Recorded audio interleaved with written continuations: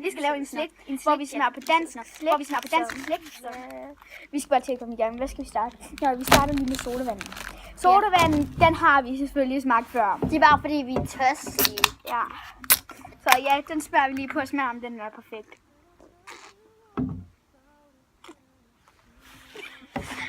Den er perfekt. Den er mega perfekt. Den her. Ja, for den har vi begge to ikke prøvet at smage før. Nej. Alt har vi ikke prøvet at smage. Undtagen det her Kinder Maxi, eller hvad det hedder. Kinder Maxi. Eller Kinderæg, eller sådan noget. Men ja, så smager vi bare lige på slikken. Så ja, det er sådan en. Wow, de store. Skal vi dele en, eller hvad? Nej, vi får en hver. Okay. Smager de godt? Mhm.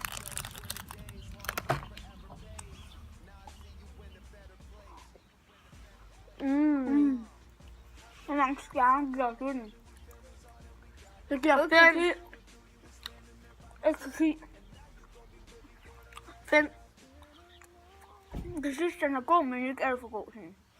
6 giver jeg den. Smager fint. Og det har jeg smagt før. Men det har jeg bare ikke smagt før på grund af... Ja. Det har hun ikke. Skal vi bare sige, vi smager? Har du chokolade? Det var fordi, jeg tager fejl. Det er fordi, jeg troede, det var elkris, men det var chokolade. Smag. Okay. Jeg giver den en 6'er. Jeg giver den en 9'er. Åbner du den? Ja.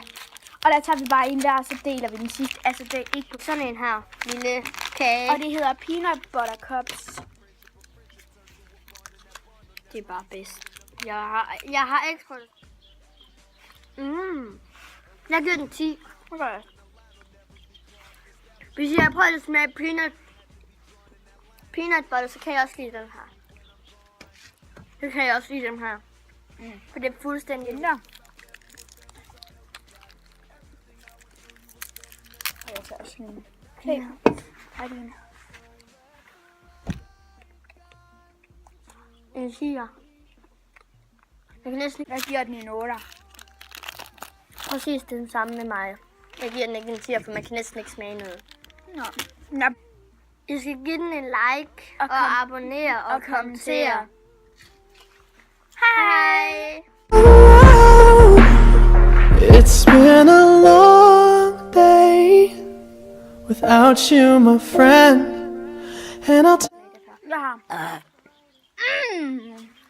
Jeg har.